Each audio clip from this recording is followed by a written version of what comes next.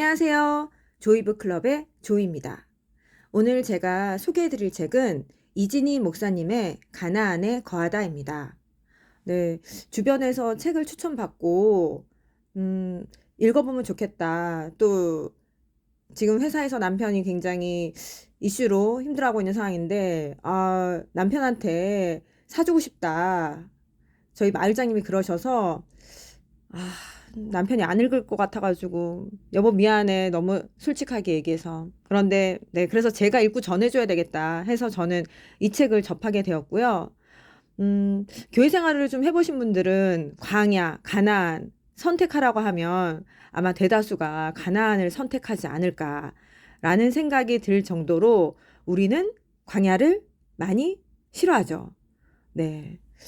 그래서 이 책을 읽고 나서 아주 우리 아들이 어렸을 때 아마도 유치원이었던 것 같아요.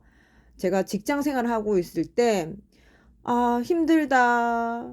그랬더니 아들이 그러더라고요.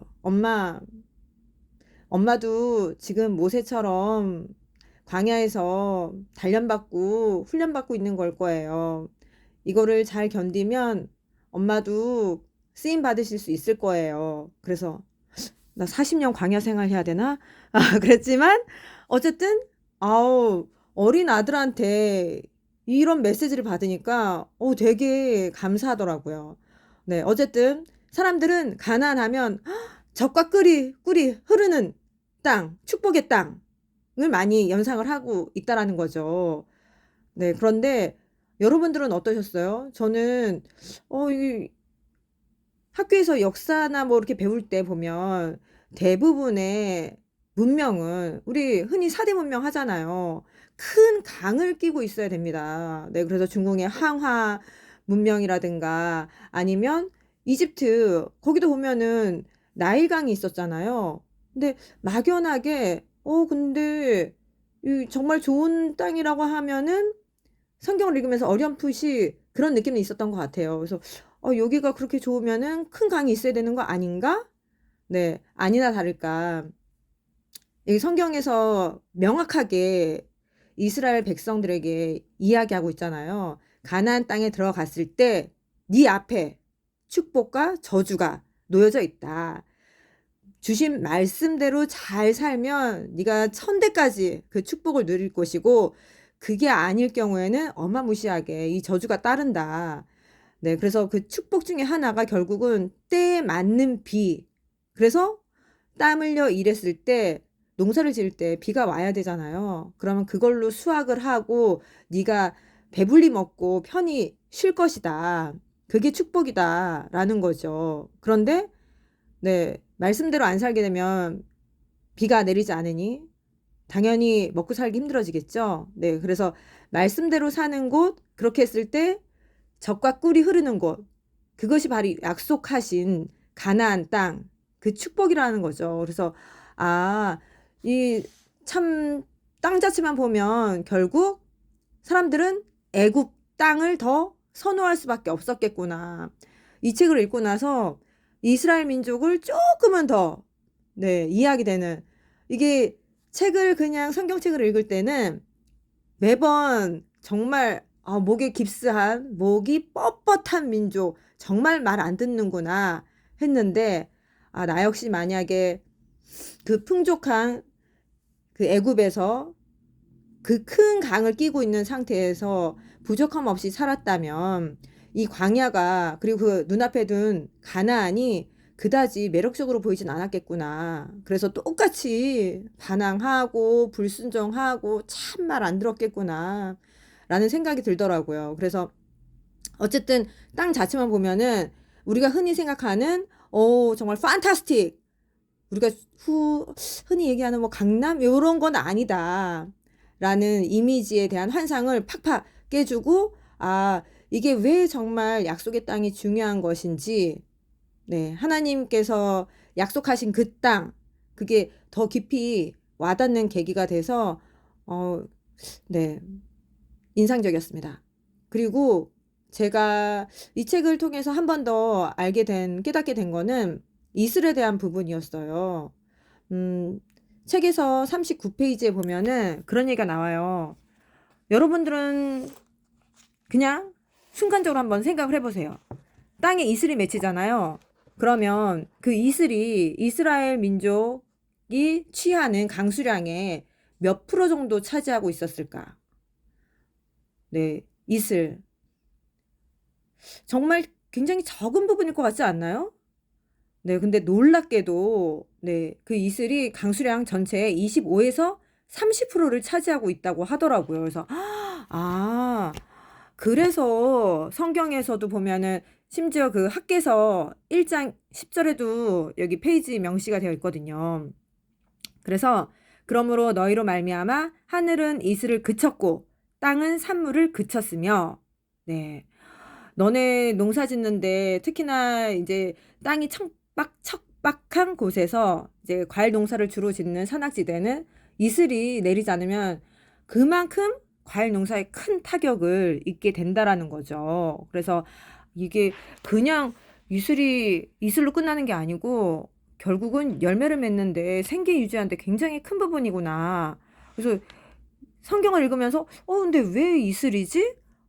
때에 따라서 비가 내려야 되는 거 아니야? 이런 생각을 했었는데 이 맥락에서 그래서 얼마나 이게 중요한 것인지 성경을 더 깊이 이해하는데 도움이 되었습니다. 네, 여러분들도 네, 한 번쯤 읽어보시면 도움이 되실 것 같아요. 게다가 저는 이 책에서 좀 마음 깊이 남았던 파트는 111페이지인데요. 네. 그 성경 구절이 정말 희망적이고 뭔가 그 절망의 나락에 빠져들어가고 있을 때 나를 붙잡아주는 굉장히 긍정적인 멘트들은 이스라엘 민족이 포로 생활할 때 많이 나왔다 하시더라고요. 그래서 근데 정말 그런 것 같고요. 그래서 좋은 상황일 때는 경고의 메시지, 정말 그거는 사람들이 무시하게 되는 상황이잖아요. 네, 내가 지금 이렇게 잘 나가고 있는데 경고 메시지를 보낸다. 근데 성경에서는 무수히 많은 예언들이 그런 경고의 메시지가 실제로 이루어졌고 또 최악의 상황에서 내가 지금 바닥을 기고 네, 바닥에서 또 땅을 파고 들어가는 그 상황에서도 나 도저히 살아날 수 없을 것 같아. 이 절망에 완전 맨 밑바닥에 있는 것 같은데 그런 상황에서 네, 다시 올라갈 수 있다. 그런 희망의 메시지를 주는 게 바로 성경책이라고 저는 생각을 하거든요. 그래서 정말 놀라운 반전의 하나님이다라고 느꼈습니다. 제가 올해 교회에서 뽑은 말씀이 이사야서 49장 14절에서 16절 말씀인데요.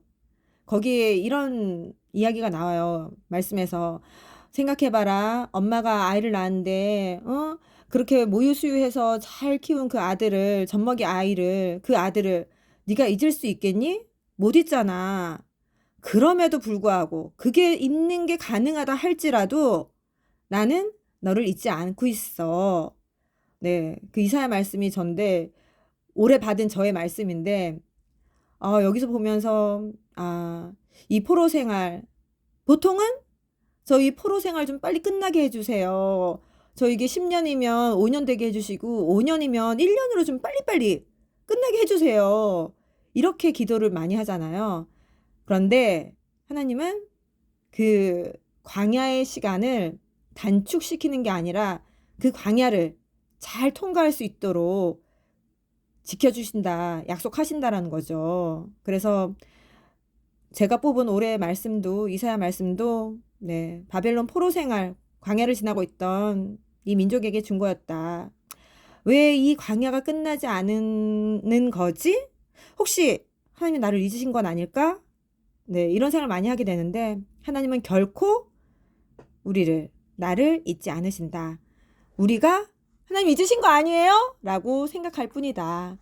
그래서 올 한 해 네, 이런저런 일도 있고 앞으로 또 어떤 일이 일어날지 모르겠지만 기억하신다라는 그 말씀 붙들고 저도 이 올 한 해 광야를 잘 건너보려고 합니다. 네. 지금 광야를 지나고 계신 분들 많으실 텐데, 네. 불편한 편의점, 이거 읽고 나서 그 다음에 읽었는데, 거기도 그러더라고요. 다 편안한 것 같고, 아무 일 없는 것 같고, 잘 살고 있는 것 같은데, 각자의 전투에서 치열하게 싸움 중이다. 그러니 우리는 길에서 만나는 사람들에게 서로 친절을 베풀어야 한다. 네. 우리 현대인이라면 다 하나씩 광야를 지나고 있다고 생각합니다. 그 광야를 지날 때 혼자가 아니고 하나님께서 힘 주시는구나. 그걸 붙잡고 가면 올 한 해가 더욱더 견딜만 하고 축복이 넘치는 그 시기가 되지 않을까 생각해 봅니다. 네. 그리고 제가 이 책에서, 이건 아니에요 하는 부분은 모세를 위한 일종의 항변으로 인스타에 글을 짧게 남겨보았거든요. 궁금하신 분들은 인스타에도 한번 방문을 해보세요. 지금까지 가나안에 거하다를 살펴보았습니다. 책이 궁금할 땐 클럽으로 오세요. 조이북 클럽.